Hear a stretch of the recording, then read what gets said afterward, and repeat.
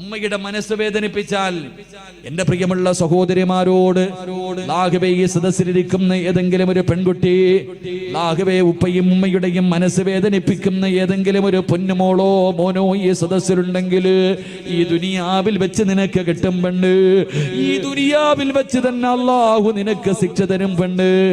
എന്റെ പ്രിയമുള്ള സഹോദരാ, ഫദൽ എന്ന് പറയുന്ന ഒരു ചെറുപ്പക്കാരന്റെ ചരിത്രം കാണാ. ഫദൽ എന്ന് പറയുന്ന ഒരു ചെറുപ്പക്കാരനുണ്ട്. അല്ലാഹുവേ പടച്ചവനെ, ഉമ്മ മാത്രമേ ഉള്ളൂ. ഫദൽ എന്ന് പറയുന്ന ചെറുപ്പക്കാരൻ ഒരു ദിവസം കൂട്ടുകാർ മുഴുവനും പറഞ്ഞു, ഫദലേ ഞങ്ങളെല്ലാവരും മക്കയിൽ പോകുകയാ, ഞങ്ങളെല്ലാവരും കഅബ കാണാ പോവുകയാ, ഫദലേ നീ കൂടെ ഞങ്ങളുടെ കൂടെ വരുന്നു. ഫദൽ എന്ന് പറയുന്ന ചെറുപ്പക്കാരൻ പറഞ്ഞു, ഞാൻ എൻ്റെ ഉമ്മയോട് ചോദിക്കട്ടെ, ഞാൻ എൻ്റെ ഉമ്മയോട് ചോദിക്കട്ടെ. ഫദൽ എന്ന് പറയുന്ന ചെറുപ്പക്കാരൻ വീട്ടിൽ ചെന്നിട്ട് തന്റെ ഉമ്മയോട് ചോദിച്ചു, ഉമ്മ അല്ലാഹുവിന്റെ കഅബ കാണണമെന്ന് വല്ലാത്ത ആഗ്രഹമോ, എന്റെ കൂട്ടുകാർ മുഴുവനും കഅബ കാണാ പോവുകയാണ്, ഞാനും കൂടെ പോകട്ടെ ഉമ്മ, ഞാനും കൂടെ പോകട്ടെ ഉമ്മ. ഉമ്മ പറഞ്ഞു, മോനെ ഫദിലേ, നീ പോയാൽ എനിക്ക് ആരാണടാ ഉള്ളത്, എനിക്ക് ഭക്ഷണം തരാ, എന്റെ കാര്യങ്ങൾ നോക്കാൻ ആരുമില്ലല്ലോ, എന്റെ പൊന്നുമോര് പോകണ്ട എന്ന് ഫദിൽ എന്ന് പറയുന്ന മകനോട് പറയുമ്പോ കൂട്ടുകാരുടെ മുന്നിൽ ചെന്നിട്ട് പറഞ്ഞു, എന്റെ ഉമ്മ എനിക്ക് അനുവാദം തന്നില്ല. കൂട്ടുകാർ മുഴുവനും കളിയാക്കുകയാണ്, അല്ലാഹുവിന്റെ കഅബ കാണാൻ പോലും നിന്റെ ഉമ്മ നിനക്ക് അനുവാദം തരുന്നില്ലല്ലോ. കൂട്ടുകാർ മുഴുവനും കളിയാക്കിയിട്ട് അവിടെ നിന്ന് നടന്നു പോവുകയാണ്. ഫദൽ എന്ന് പറയുന്ന ചെറുപ്പക്കാരൻ തന്റെ വീട്ടിലേക്ക് കടന്നു വന്നു. പിന്നെയും ഉമ്മയോട് ചോദിച്ചു, ഉമ്മ അല്ലാഹുവിന്റെ കഅബ കാണാ പോകട്ടെ. ഉമ്മ പറഞ്ഞു, വേണ്ട മോര്, ഉമ്മ പറഞ്ഞു, വേണ്ട മോര്. ഫദൽ എന്ന് പറയുന്ന ചെറുപ്പക്കാരന് വല്ലാത്ത ദേഷ്യം തോന്നി. അവസാനം ഉമ്മയുടെ അനുവാദം ചോദിച്ചില്ല. കഅബയിലേക്കല്ലേ പോകുന്നത്, അല്ലാഹുവിന്റെ ഭവനത്തിലേക്കല്ലേ പോകുന്നത്. ഫദൽ എന്ന് പറയുന്ന ചെറുപ്പക്കാരന് തന്റെ ഉമ്മയുടെ അനുവാദം ചോദിക്കാതെ വീട് വിട്ടിറങ്ങുകയാ, മക്കയിലേക്ക് കഅബ കാണാ പോവുകയാ, മക്കയിലേക്ക് കഅബ കാണാ പോവുകയാ. ഇങ്ങനെ പോകുമ്പോ മനസ്സിനകത്തൊരു സമാധാനമില്ല, കൂട്ടുകാരുടെ കൂടെ എത്താനും കഴിയുന്നില്ല, ഉമ്മയുടെ പൊരുത്തമില്ലാതാണ് ഇറങ്ങി വന്നത്. മനസമാധാനം കിട്ടാതെ വന്നപ്പോ അവിടെ നിന്ന് ചിന്തിച്ചു, അല്ലാ ഒന്ന് രണ്ടരക്കത്ത് നിസ്കരിക്കാമല്ലോ പടച്ചവര്, നിസ്കരിച്ചാ മനസമാധാനം കിട്ടുമല്ലോ. ഫദൽ എന്ന് പറയുന്ന ചെറുപ്പക്കാരന് ഒളിവെടുത്തിട്ട് പള്ളിക്കകത്ത് കയറിയിട്ട് രണ്ടരക്കത്ത് നിസ്കരിക്കുകയോ. നിസ്കാരം കഴിഞ്ഞിട്ട് വെളിയിലേക്ക് ഇറങ്ങുമ്പോ നാട്ടുകാർ മുഴുവനും പള്ളിയിലേക്ക് ഓടി വരികയാണ്.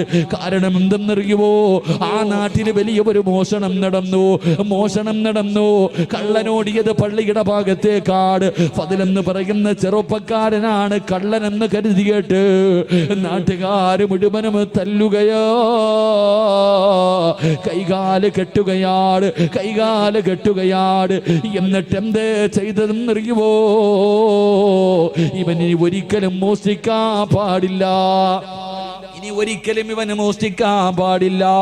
രണ്ട് കൈയും വെട്ടിമുറിക്കുകയാ, രണ്ട് കാലും വെട്ടിമുറിക്കുകയാ, രണ്ട് കണ്ണും ചൂടുന്നെടുക്കുകയോ. ഇവന് ഒരിക്കലും ഇനി മോഷണം നടത്താൻ പാടില്ല. അവന്റെ കണ്ണ് ചൂടുന്നെടുത്തു, കൈകാലുകൾ വെട്ടിമുറിച്ചു. എന്നിട്ടൊരു കമ്പിന്റെ മുകളിൽ കെട്ടിയിട്ട് ഇങ്ങനെ കൊണ്ടുപോകുമ്പോ ജനങ്ങൾ വിളിച്ചു, കള്ളാ. എല്ലാവരും കള്ള എന്ന് വിളിച്ച് കളിയാക്കുമ്പോ പറയുന്ന ചെറുപ്പക്കാർ, ഫദൽ എന്ന് പറയുന്ന ചെറുപ്പക്കാർ അവിടെ നിന്ന് കരഞ്ഞുകൊണ്ട് വിളിച്ചു പറഞ്ഞു, എന്നെ കള്ള എന്ന് വിളിക്കല്ലേ, എന്നെ കള്ള എന്ന് വിളിക്കല്ലേ, ഞാൻ കള്ളരല്ല. എന്റെ ഉമ്മയുടെ മനസ്സ് വേദനിപ്പിച്ചത് അല്ലാഹു എനിക്ക് തന്ന ശിക്ഷയാ. എന്റെ ഉമ്മയുടെ മനസ്സ് വേദനിപ്പിച്ചതൊരു പടച്ചറപ്പ് എനിക്ക് തന്ന ശിക്ഷയാ.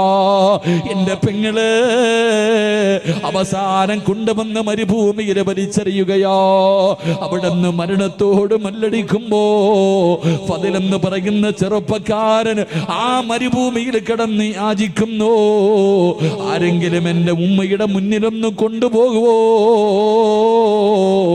മരിക്കുന്നതിന് മുമ്പ് എന്റെ ഉമ്മയുടെ വീടിന്റെ മുന്നിൽ എന്നെയൊന്ന് കൊണ്ടുപോകുവോ, ഒന്ന് പൊരുത്തം ചോദിക്കാരാ, എന്റെ ഉമ്മയോടൊന്ന് പൊരുത്തം ചോദിക്കാരാ.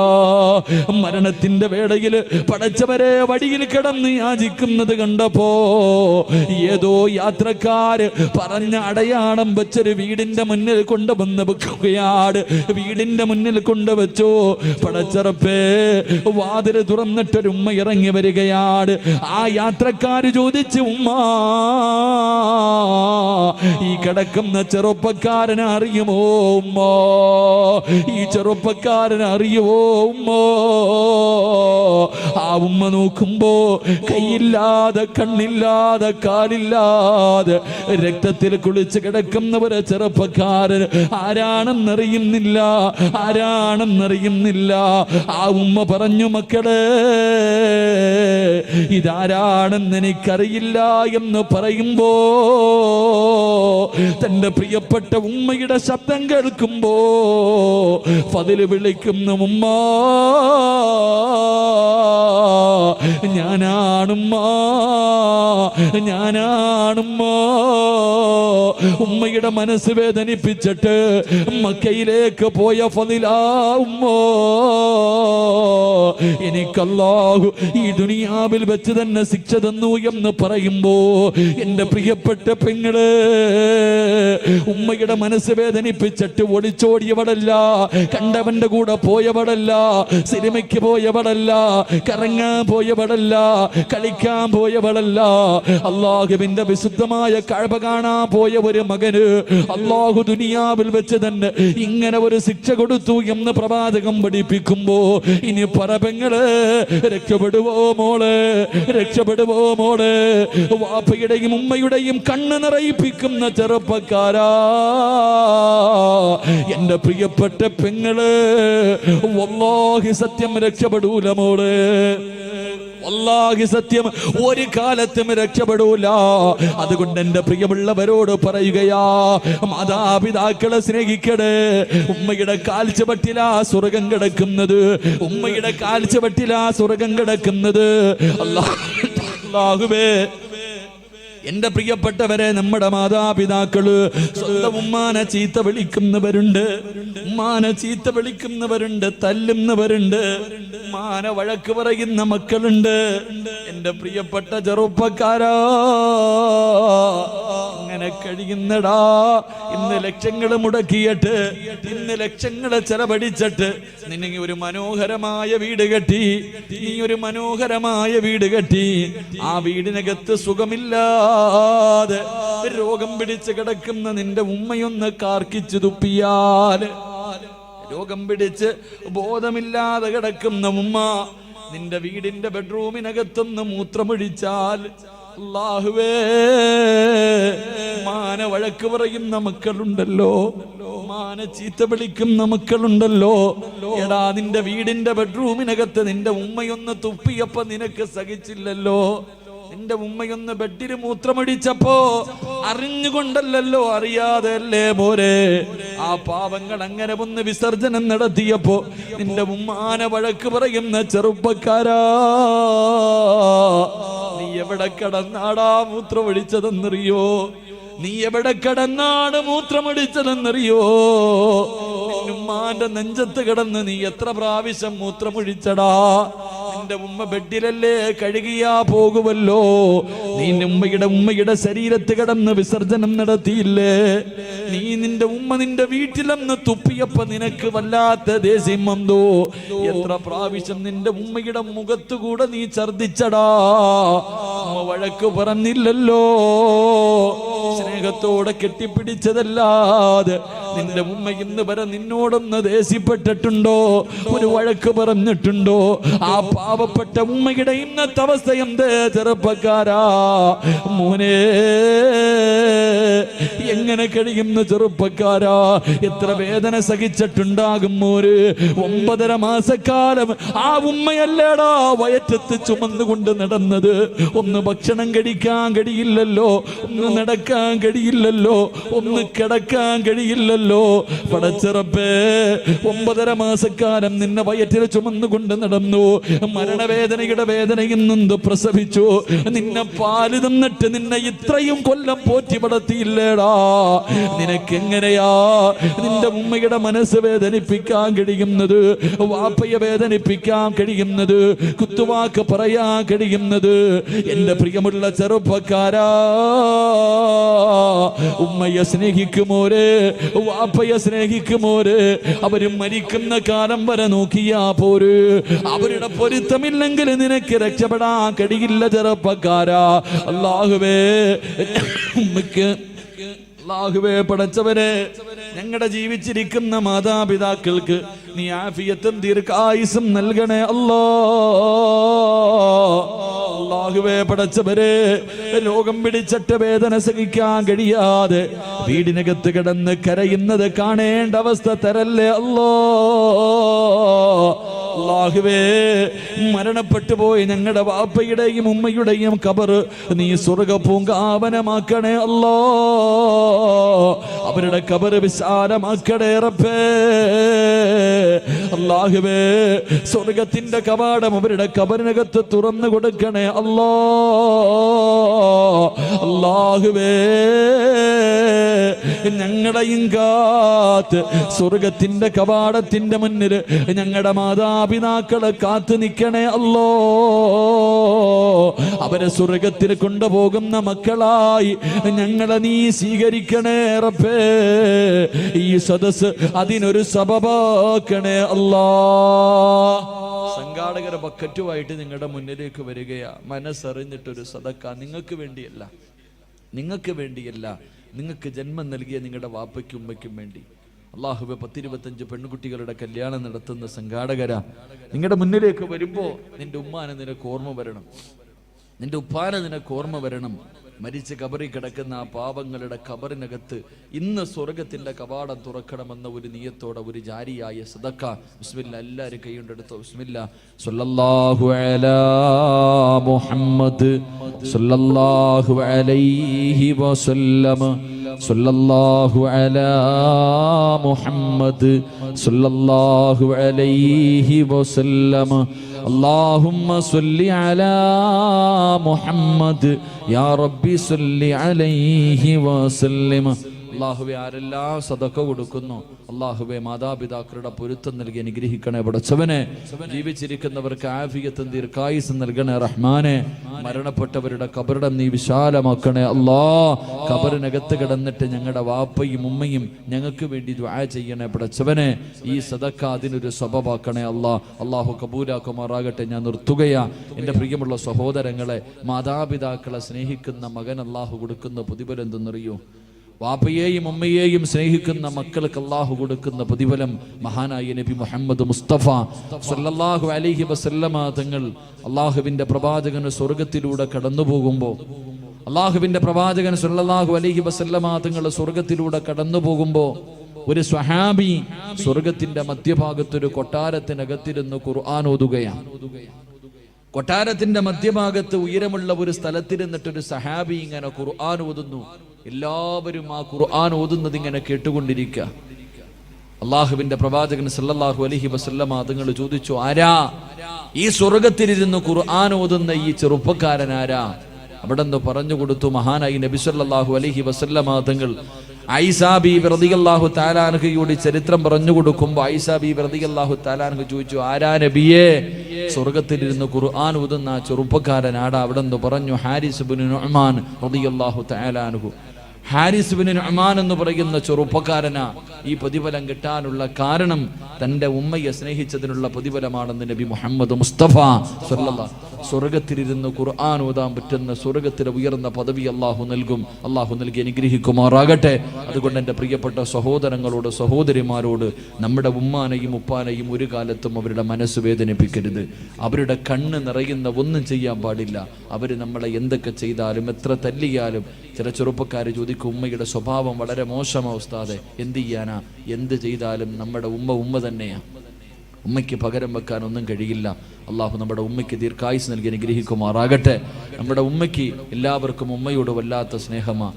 എൻ്റെ പ്രിയപ്പെട്ട സഹോദരിമാരോട്, എൻ്റെ പ്രിയപ്പെട്ട സഹോദരങ്ങളോട്, എൻ്റെ പ്രിയപ്പെട്ട കൊച്ചുമക്കളോട്, എൻ്റെ പ്രിയപ്പെട്ട ഉമ്മമാരോട് പറയുക, നിങ്ങളുടെ മക്കൾ വഴിപിടയ്ക്കാനുള്ള കാരണം നിങ്ങൾ തന്നെയാണ്. നിങ്ങളുടെ അടുത്ത് ഞാൻ വയലിന് വന്നപ്പോൾ ഒരു കുട്ടിയെ വളർത്താനുള്ള വഴികൾ മുഴുവനും ഞാൻ പറഞ്ഞു തന്നു. അവിടെ നിന്ന് 10 മണിക്ക് വയൽ അവസാനിപ്പിക്കേണ്ടി വന്നു. എങ്ങനെ ആദ്യം ദുആ ചെയ്യണം, നല്ല പെണ്ണിൻ്റെ വയറ്റിലെ നല്ല മക്കൾ പിറക്കൂ. വിവാഹത്തിന് മുമ്പുള്ള കുറേ കാര്യങ്ങൾ പറഞ്ഞു. പ്രസവം വരെ ഞാൻ പറഞ്ഞിട്ടാണ് നിർത്തിയത്. പക്ഷെ ഒരു കാര്യം പറയാനുള്ള സമയം അവിടെ കിട്ടിയില്ല. എൻ്റെ പ്രിയമുള്ള സഹോദരങ്ങളെ, ഈ അടുത്തുള്ള കാര്യങ്ങൾ നിങ്ങൾ ചിന്തിച്ച് നോക്ക്. 9ാം ക്ലാസ്സിൽ പഠിക്കുന്ന ഒരു പെൺകുട്ടി, 9ാം ക്ലാസ്സിൽ പഠിക്കുന്ന ഒരു പെൺകുട്ടി ബാത്റൂമിനകത്ത് രാവിലെ സ്കൂളിൽ പോകുന്നതിന് മുമ്പ് ബാത്റൂമിനകത്ത് കയറിയിട്ട് വാതിൽ തുറക്കണില്ല. കുറേ സമയമായി വാതിൽ തുറക്കണില്ല. ഉമ്മ സംശയം തോന്നിയിട്ട് ചെന്ന് നോക്കുമ്പോൾ പടച്ചവനെ സെൽഫി എടുക്കുക. ബാത്റൂമിനകത്ത് നിന്നിട്ട് നല്ല ശബ്ദം കേൾക്കുന്നു. വാതിൽ ഉമ്മ ചവിട്ടി തുറന്നു. തുറന്ന് അകത്തേക്ക് കയറിയപ്പോൾ 9ാം ക്ലാസ്സിൽ പഠിക്കണ മകള് ശരീരത്തിൽ ഒരു നൂൽ ബന്ധം പോലും ഇല്ലാതെ സെൽഫി എടുത്തുകൊണ്ടിരിക്കുക. സ്വന്തം ചിത്രം, സ്വന്തം ഫോട്ടോ ഇങ്ങനെ മൊബൈലിൽ പകർത്തുന്നു. ഉമ്മ തന്റെ പൊന്നുമോളെ ഒരുപാട് തല്ലി. അവസാനം ഉമ്മയ്ക്ക് സങ്കടം വന്നു. മകളോട് ചോദിച്ചു, ആർക്ക് വേണ്ടിയാ മോളെ നീ ഈ ഫോട്ടോ എടുത്തത്? ആ സമയത്ത് 9ാം ക്ലാസ്സിൽ പഠിക്കുന്ന മകള് പറഞ്ഞു കൊടുത്തൊരു മറുപടിയുണ്ട്. എൻ്റെ ക്ലാസ്സിൽ 33 കുട്ടികൾ പഠിക്കുന്നുണ്ട്. ആ 33 പെൺകുട്ടികളിൽ 26 പേരും അവരുടെ നഗ്നചിത്രം എടുത്തുകൊണ്ടുവന്ന് കൂട്ടുകാരെ മുഴുവനും കാണിച്ചു. ഇന്ന് കൊണ്ടുപോകേണ്ടത് ഞാനാ, എൻ്റെ കൂട്ടുകാരെ കാണിക്കാൻ വേണ്ടിയാണ് ഞാൻ ഇതെടുത്തത് എന്ന് ആ പൊന്നുമോള് പറയുമ്പോൾ, എൻ്റെ പ്രിയമുള്ളവരെ, ഇന്നത്തെ മക്കളുടെ അവസ്ഥ എവിടെ എത്തി നിൽക്കുന്നു? കാസർഗോഡ് ജില്ലയിൽ 31 വയസ്സുള്ളൊരു സഹോദരി പെട്ടെന്ന് ഗർഭിണിയായി. ഭർത്താവ് ഗൾഫിൽ പോയിട്ട് 1.5 കൊല്ലമായി. എങ്ങനെയാണ് ഗർഭിണിയായതെന്നറിയില്ല. ഭർത്താവ് ഗൾഫിൽ പോയി ആകെ വിഷയമായി. അവസാനം ആ പെണ്ണ് അള്ളാഹുവിൻ്റെ ഖുർആൻ എടുത്ത് സത്യം ചെയ്തിട്ട് പറഞ്ഞു, എൻ്റെ ഭർത്താവല്ലാതെ എൻ്റെ ശരീരത്തിൽ ആരും തൊട്ടിട്ടില്ല. എൻ്റെ ഭർത്താവല്ലാതെ ഒരാളും എൻ്റെ ശരീരത്ത് തൊട്ടിട്ടില്ല. പിന്നെ എങ്ങനെ ഗർഭിണിയായി? കിടന്നുറങ്ങുമ്പോൾ നല്ലതുപോലെ സൂക്ഷിക്കാനാ നിനക്കിത് പറയണേ. ഇന്ന് മുതൽ കിടന്നുറങ്ങുമ്പോൾ നീ നല്ലതുപോലെ ആലോചിക്കണം. വീട്ടിൽ മക്കളുണ്ടെങ്കിൽ സൂക്ഷിക്കണം. ഈ ഉമ്മ അള്ളാഹുവേ എങ്ങനെ ഗർഭിണിയായി എന്നറിയില്ല. +1 എങ്ങാണ്ട് പഠിക്കുന്നൊരു മകനുണ്ട്. 10ലോ +1ലോ പഠിക്കുന്നൊരു മകൻ. ഈ മകന്റെ സ്വഭാവത്തിലൊരു മാറ്റം കണ്ടപ്പോ ആരോ കൊണ്ടുപോയി ഒരു കൗൺസിലിംഗ് നടത്തിയപ്പോൾ ആ മകൻ പറഞ്ഞു, എൻ്റെ ഉമ്മയുടെ വയറ്റിൽ കിടക്കണ കുഞ്ഞിൻ്റെ തന്ത ഞാനാണെന്ന്. അള്ളാഹു നമ്മളെ കാക്കുമാറാകട്ടെ. സ്വന്തം ഉമ്മയ്ക്ക് മയക്കുമരുന്ന് കൊടുത്തിട്ട് ഈ മകനാണ് ഈ പണി ഒപ്പിച്ചതെങ്കിൽ, എൻ്റെ പ്രിയമുള്ള സഹോദരങ്ങളെ, എന്തുകൊണ്ടാണ് നമ്മുടെ മക്കൾ ഇങ്ങനെ ആകുന്നത്? എല്ലാ വാപ്പമാർക്കും പരാതിയാ, ഉസ്താദെ ഞാൻ പറഞ്ഞ അനുസരിക്കില്ല, മുടിവെട്ടുന്നില്ല, അവൻ നിസ്കരിക്കുന്നില്ല, ഖുർആൻ ഓതുന്നില്ല, എത്ര നല്ല കാര്യം പറഞ്ഞാലും ചെയ്യണില്ല, അവൻ എന്നെ ചീത്ത വിളിക്കുന്നു, എന്നെ ബഹുമാനിക്കുന്നില്ല, പരാതി പറയുന്നല്ലോ. എന്തേ അതിൻ്റെ കാരണമെന്നറിയൂ? നിങ്ങളുടെ മക്കൾ വഴിപിടച്ചു പോകാനുള്ള കാരണം, നാട്ടുകാരൊരു പഴഞ്ചൊല്ല് പറയാറുണ്ട്, കുഞ്ഞിലെ ശീലം അവസാനം വരെ ഉണ്ടാകുമെന്ന്. എൻ്റെ പ്രിയപ്പെട്ട സഹോദരങ്ങളോട് പറയുന്നു, നിങ്ങളുടെ വീട്ടിൽ ചെറിയ മക്കളുണ്ടെങ്കിൽ, പ്രായപൂർത്തിയാകാത്ത ചെറിയ കുട്ടികൾ നിങ്ങളുടെ വീട്ടിലുണ്ടെങ്കിൽ നിങ്ങൾ നല്ലതുപോലെ സൂക്ഷിക്കണം. ചെറിയ മക്കൾ നിങ്ങളുടെ വീട്ടിലുണ്ടെങ്കിൽ നിങ്ങൾ പറയും, ഉസ്താദേ കുട്ടിയല്ലേ, കുഞ്ഞല്ലേ, അവനൊന്നും അറിയില്ല എന്നാ നമ്മൾ വിചാരിക്കണേ. എൻ്റെ പ്രിയമുള്ളവരെ, അള്ളാഹുവിൻ്റെ വിശുദ്ധമായ ഖുർആൻ പറഞ്ഞു, 3 സമയങ്ങളിൽ പ്രായപൂർത്തിയാകാത്ത മക്കൾ ഉമ്മയുടെയും വാപ്പയുടെയും ബെഡ്റൂമിൽ കിടക്കണമെങ്കിൽ അനുവാദം ചോദിക്കണമെന്ന് അള്ളാഹുവിൻ്റെ വിശുദ്ധ ഖുർആൻ. 3 സമയം. സ്വന്തം ഉപ്പാന്റെ ഉമ്മാന്റെ റൂമിൽ കയറണമെങ്കിൽ അനുവാദം ചോദിക്കണം. പ്രായപൂർത്തിയാകാത്ത കൊച്ചുമക്കൾ, 9 വയസ്സിന്റെ താഴെ പ്രായമുള്ള കുട്ടികൾ, 3 അവസരത്തിൽ 1ാമത്തെ അവസരം സുബഹിക്ക് മുമ്പുള്ള സമയം, നട്ടുച്ച സമയം, ഇശായിക്ക് ശേഷമുള്ള സമയം. ഈ 3 സമയത്തും ഉമ്മയുടെയും ബാപ്പയുടെയും ബെഡ്റൂമിലേക്ക് മക്കൾ കയറാൻ പാടില്ല, അനുവാദം ചോദിക്കണം. കാരണം സുബഹിക്ക് മുമ്പുള്ള സമയം ഉമ്മയും ബാപ്പയും നല്ല ഉറക്കത്തിലാ. ഉമ്മയുടെ ഔറത്ത് തുറന്നു കിടക്കാം, വാപ്പയുടെ ഔറത്ത് തുറന്നു കിടക്കാം. ചെറിയ കുട്ടി ഓടി ചെല്ലുമ്പോൾ ഉമ്മയുടെ ഔറത്ത് കണ്ട ആ മകന്റെ മനസ്സിന്റെ ഉള്ളിൽ അത് പതിയും, അവൻ തലതിരിഞ്ഞു പോകാൻ അത് കാരണമാകും. സ്വന്തം വാപ്പയുടെ ഔറത്ത് 8 വയസ്സുള്ള മകള് കണ്ടാൽ, 7 വയസ്സുള്ള മകള് കണ്ടാൽ അവരുടെ മനസ്സിന്റെ ഉള്ളിലേക്ക് അതിന് ചിന്ത, ഭാവിയിൽ അത് ബാധിക്കാൻ സാധ്യതയുണ്ട്. അതുകൊണ്ട് അള്ളാഹുവിന്റെ ഖുർആൻ പറഞ്ഞു, സ്വന്തം വാപ്പയുടെയും ഉമ്മയുടെയും ഔറത്ത് പോലും മക്കള് കാണാൻ പാടില്ല എന്ന് ഖുർആൻ പഠിപ്പിക്കുമ്പോൾ നിങ്ങൾ എന്തേ ചെയ്യണത്? ഇന്ന് നിങ്ങൾ ഇംഗ്ലീഷ് പടം കാണുന്നത് ഒരുമിച്ചിരുന്നല്ലേ? വാപ്പായും ഉമ്മായും മക്കളും കൂടെ ഒരുമിച്ചിരുന്നിട്ട് ഇംഗ്ലീഷ് പടം കാണുന്ന കാലം, അരപ്പാവാടയിട്ട് ആടുന്ന പെണ്ണിന്റെ ആട്ടം കാണുന്ന കാലം. പിന്നെ ഓടിയില്ലെങ്കിലല്ലേ കുഴപ്പമുള്ളൂ. അല്ലാഹു ഈമാൻ നൽകുമാറാകട്ടെ, അല്ലാഹു ഈമാൻ നൽകുമാറാകട്ടെ.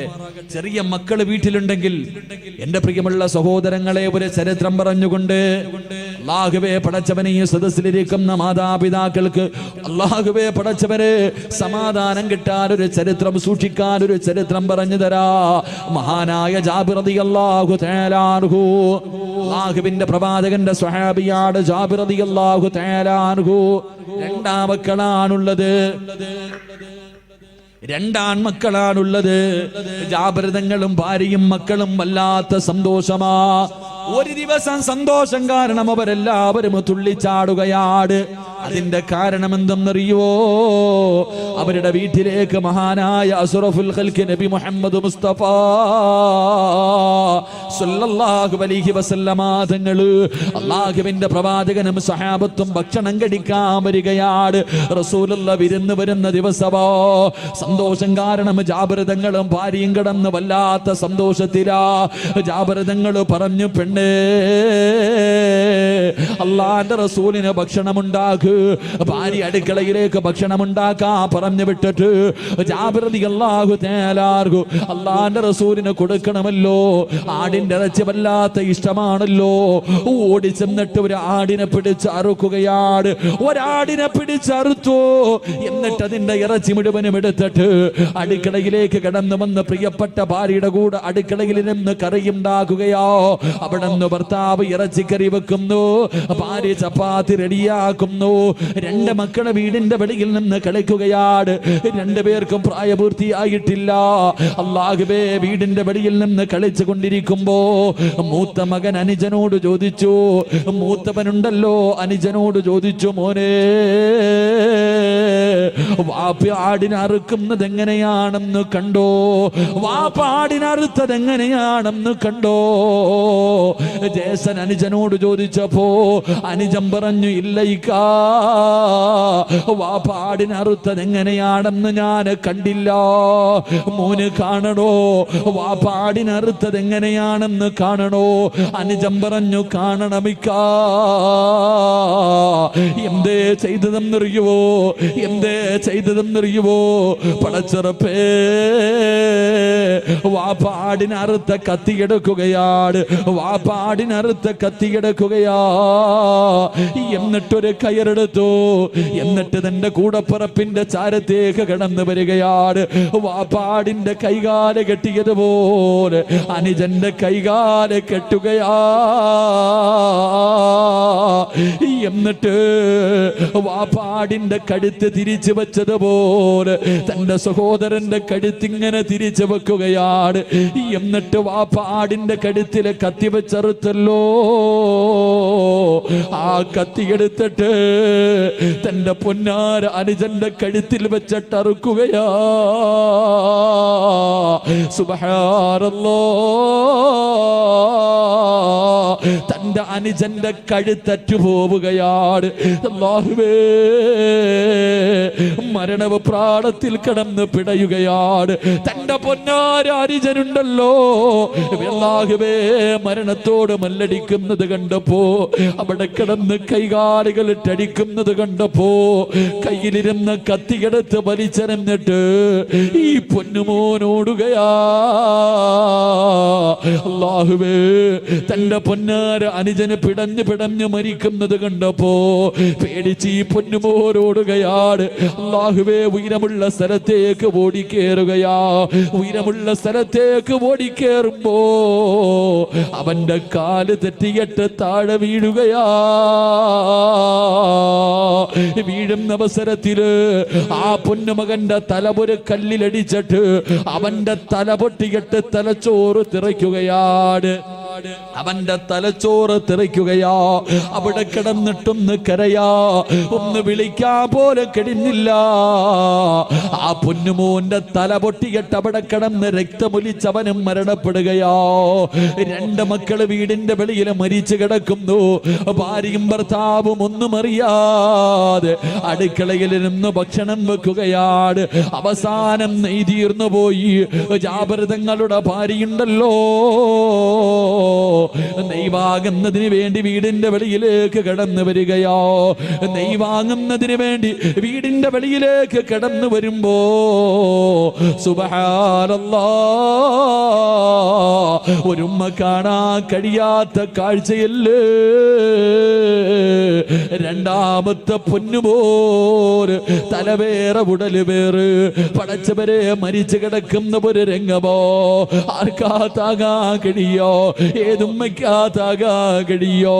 എന്തേ സംഭവിച്ചതെന്നറിയില്ലോ. തന്റെ പൊന്നാര മകന്റെ മയ്യത്തിന്റെ മുന്നിലിരുന്നിട്ട് പ്രിയപ്പെട്ട ഭാര്യ കരയുകയാ. അവൾ ഈമാനുള്ളവളാ. അല്ലാഹുവേ, അവിടെ ഇരുന്ന് ചിന്തിച്ചുറപ്പേ, എന്റെ ഭർത്താവിനോട് പറയാ പാടില്ലല്ലോ, എന്റെ ഭർത്താവ് ഇതറിയാ പാടില്ലോ, എന്റെ മകൻ മരിച്ചത് ഭർത്താവ് അറിയാ പാടില്ല. കാരണം അല്ലാഹുവിന്റെ റസൂൽ ഇന്ന് ഭക്ഷണം കഴിക്കാൻ വരുന്ന ദിവസമോ ഇത് മരണവീടാകാ പാടില്ല. റസൂലുള്ള പോയതിനു ശേഷമേ എന്റെ ഭർത്താവ് ഇതറിയാ പാടുള്ളൂ. പടച്ചറപ്പേ, തന്റെ പൊന്നുമോന്റെ മയ്യത്തെടുത്തിട്ട് മാറ്റിക്കിടത്തുകയാണ്. ഒരു തുണിയെടുത്ത് പുതച്ചു.